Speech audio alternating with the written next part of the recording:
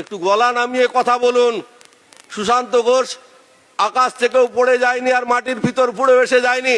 এই মেদিনীপুর জেলার মাটিতে আপনাদের যে 14 গুণ হিংস্র, 14 গুণ আতঙ্কবাদী শক্তিশালী মাওবাদীদেরকেও মাথা নত করতে হয়েছিল সিপিআইএম এর কাছে। আপনারা তাদের কাছে তখন ছাড়। তারা হুঙ্কার দিয়ে বলেছিলেন, তাদের দলের নেতারা নাকি নিষেধ করেছেন, না হলে মুন্ডুমারিতে সভা কি করে সুশান্ত ঘোষ এসে করে যায় তা দেখিয়ে দিতেন তারা। আমরা বলছি একটু গলা নামিয়ে কথা বলুন। সুশান্ত ঘোষ আকাশ থেকেও পড়ে যায়নি আর মাটির ভিতর পুড়ে এসে যায়নি। এই মেদিনীপুর জেলার মাটিতে আপনাদের যে 14 গুণ হিংস্র, 14 গুণ আতঙ্কবাদী শক্তিশালী মাওবাদীদেরকেও মাথা নত করতে হয়েছিল সিপিআইএম এর কাছে। আপনারা তাদের কাছে তখন ছাড়।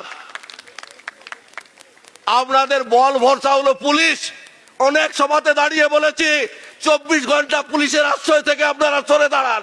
তারপর কত হিম্মত আছে এই মেদিনীপুর জেলার মাটিতে ইঞ্চি ইঞ্চি করে বুঝে নেওয়ার ক্ষমতা আমরা রাখি। পুলিশের ভরসায় আপনারা নির্বাচনের বৈতরণী পার হবেন। পুলিশের ভরসায় আমাদের পোস্টার লাগাতে যা লোকেদের আক্রমণ করে আমাদের মিটিং বানচাল করে দেওয়ার চেষ্টা করবেন। এত সহজ না। পেরেছেন বানচাল করতে? মানুষের হৃদয়ে লাল ঝান্ডা, সেই লাল ঝান্ডাকে মুছে দেওয়ার ক্ষমতা কারো নেই। এইখানের অভিজ্ঞতা, যখন 18 সালে বিরোধী শূন্য পঞ্চায়েত গোটা পশ্চিম বাংলায় তৈরি করার প্রচেষ্টা শুরু হয়েছিল, এই পিংলাতে নমিনেশন জমা দিতে দেয়া হয়নি। একজন কাস্তে আতুড়ে গ্রাম পঞ্চায়েতে নমিনেশন জমা দিয়েছিলেন। তিনি আজকেও লাল ঝান্ডা ঘাড়ে করে বুক চিতিয়ে এই মিছিলের সমাবেশে এসে উপস্থিত হয়েছিলেন। হিম্মত আছে। ঠিকই কৌশল করে নমিনেশন জমা দেওয়ার পরে তিনি চলে গেছিলেন অন্য জেলায় তার আত্মীয় বাড়িতে। এখানে তিনি থাকেননি। থাকলে তার উপরে অত্যাচার হবে, আক্রমণ হবে, সেই জন্য থাকেননি। মানুষ ভোট দিতে গেছেন। শাসক দলের নেতারা, কে সিপিএম এর প্রার্থী তার প্রচার নেই, পোলিং এজেন্ট নেই, হ্যান্ডবিল নেই, কোনো কিছুই নেই। তাকে কে ভোট দেবে? ভোটের ফল প্রকাশের সময় দেখা গেল সিপিআইএম এর কাস্তে হাতুড়ি প্রতীকী জয়লাভ করলো ওই বুথে। এটাই হলো সিপিআইএম। সিপিআইএম আছে মানুষের অন্তরে, হৃদয়ে। লাল ঝান্ডা কাস্তে হাতুড়ি আছে তার মননে। তাই জিতেছিলেন তিনি। না, 5 বছরে তাকে সেখান থেকে ভাগিয়ে নিয়ে, প্রলোভন দেখিয়ে, ভয় দেখিয়ে, ভীতি দেখিয়ে, মিথ্যা মামলা দিয়ে তাকে সিপিআইএম থেকে নিয়ে গিয়ে শাসক দলে যোগ করতে পারেননি। আজও 5 বছর পরে ঝান্ডা হাড়ে করে মিছিলে করে এখানে এসে উপস্থিত হয়েছিলেন তিনি। এটাই আমাদের গর্ব। আর আমরা বলছি যে চুরি আপনারা করেছেন, অন্য সব চুরির কথা হয়েছে, কিন্তু সবচেয়ে গরিব মানুষ যারা জব কার্ড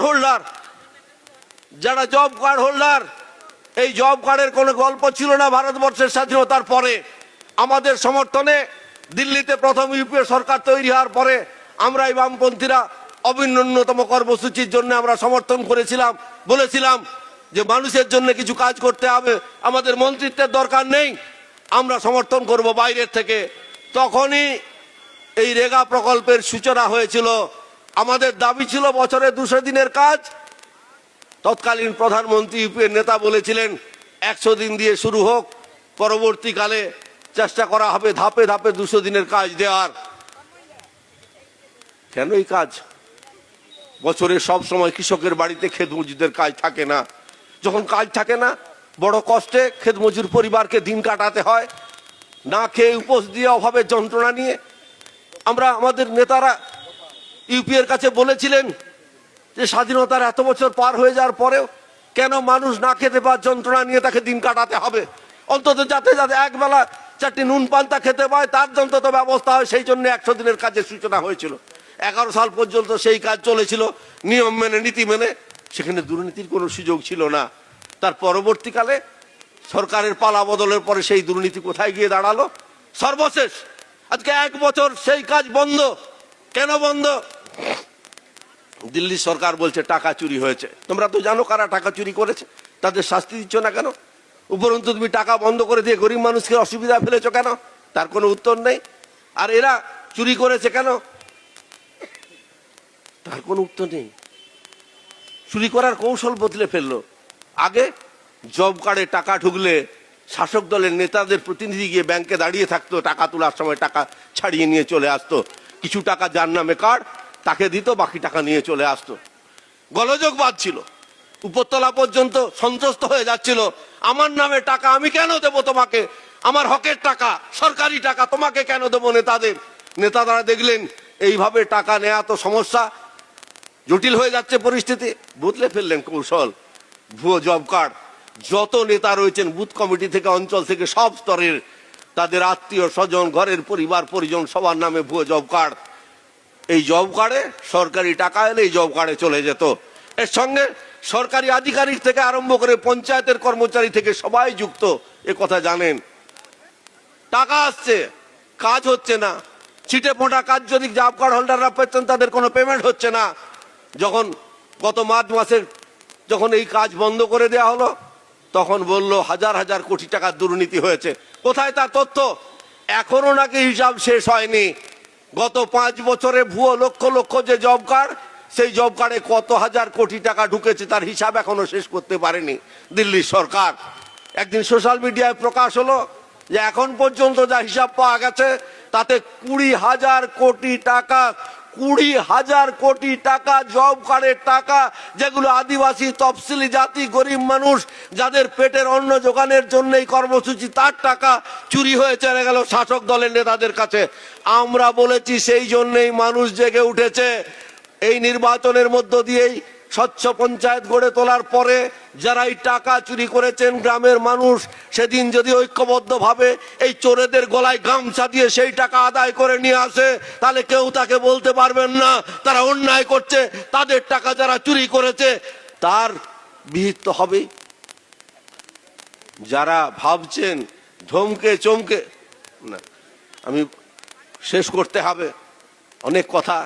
পিংলার মাটিতে দাঁড়িয়ে আমি পিংলার শুভবুদ্ধি সম্পন্ন মানুষের কাছে, আমার ক্ষেত মজুর ভাইদের কাছে, আমার কৃষক ভাইদের কাছে, আমার ব্যবসায়ী থেকে শুরু করে মধ্যবিত্ত কর্মচারী সমস্ত মানুষের কাছে, এমনকি সরকারি প্রশাসনের সাথে যারা যুক্ত তাদের কাছে, নিজের ভোট নিজে দিন, ভোট লুটতে এলে রুখে দিন। আর যারা এই কাজে যুক্ত থাকবেন তারা সাহস করে নিজের সততার পরিচয় দিয়ে এই নির্বাচনে তারা সঠিক ভূমিকা পালন করুন। আমরা বলছি বারবার একই কায়দায় মানুষকে ডুবিয়ে রাখা যায় না। এবার সর্বত্রই গোটা ব্লকে ব্লকে যেখানে মানুষ লাল ঝান্ডা নিয়ে মিছিলে বেরোতো, ভয় পেত, এখন সেই মানুষই দেখলেন আপনারা 30 তারিখের সন্ত্রাসের পরে আজকে আমার আদিবাসী ভাইয়েরা তারা তাদের বাদ্যবাজনা বাজিয়ে, তারা ঝান্ডা ঘাড়ে করে, তারা বুক ফুলিয়ে তারা এই সমাবেশে এসে উপস্থিত হয়েছিলেন। তাদেরকে কুর্নিশ জানাবো আমাদের এই পিংলা ব্লকের 2টো এরিয়া কমিটির সমস্ত সদস্যদের, সমস্ত পার্টির সদস্য, এজি সদস্য সহ আমাদের সমস্ত গণফ্রন্টের নেতাদের, যারা এই সমাবেশ সংগঠিত করার জন্যে শত্রুপক্ষের চোখে চোখ দিয়ে তাদের ভয় ভীতিকে উপেক্ষা করে তারা আজকের এই সমাবেশকে সফল করার জন্য ময়দানে নেমেছিলেন, এই সমাবেশকে সফল করেছেন।